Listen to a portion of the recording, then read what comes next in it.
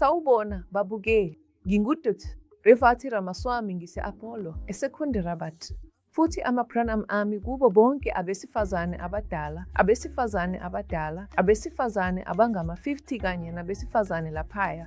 Lokhu okwenu ngokukhethekile. I-menopause yenzeka uma ungakabi nokuya esikhathini unyaka wonke. Kuyini ukuya esikhathini? Asikho isikhathi sonyaka owodwa. Uyopha ngemva kwalokho. Kwesinye isikhathi, lokho kubizwa ngokuthi ukopha ngemva kwe-menopause.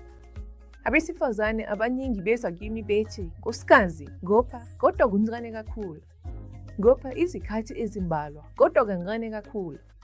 Akungilimazi. Kodwa-ke ngingabatshela ukuthi akufanele wophe ngemva kokuya esikhathini ngoba awekho amahomoni. Pho ukopha kuvela kuphi?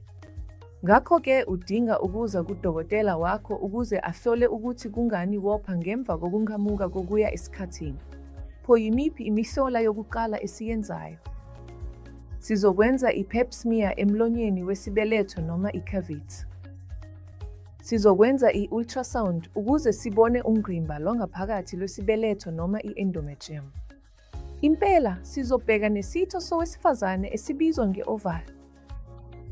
Okuvame ukubonakala ukuthi kunezimila ezincane ezenzeka ngaphakathi esibelethweni ezibizwa ngokuthi ama-polyps okwenzeka ngalesi sikhathi. Pho senza kanjani ukubhekana nalokhu? Sifaka i-telescope encane kakhulu, ukusuka ngezansi sidlula esithweni sangasese sowesifazane singene esibelethweni. Sibheka ukuthi kukhona yini i-polyp bese siyayisusa. Ngasikhathi sinye, sifunda lonke ungqimba lwesibeletho sibheke noma yikuphi okungenzeka kube umdlavuza. Kufanele ukhathazeke uma uphinde wopha ngemva kokuyeka ukuya esikhathini. Izikhathi eziningi, i-hysteroscopy elula, ukususwa kwe-polyp, noma ukuthatha isampula kuyanele. Akuvamile, ungase udinge ukususwa kwesibeletho. Ingabe kufanele ungayinaki inkinga yokopha ngemva kokuyeka ukuya esikhathini? Ungalokothi, ngoba kudingeka uhlole lelo thuba elincane lokuba nomdlavuza elingavela.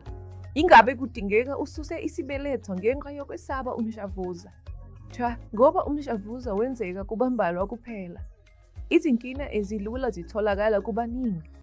I-hysteroscopy iyona ndlela yokuxazulula inkinga yokopha ngemva kokuyeka ukuya esikhathini. Bangani bami abathandekayo, ungazibi futhi ungezi kudokotela.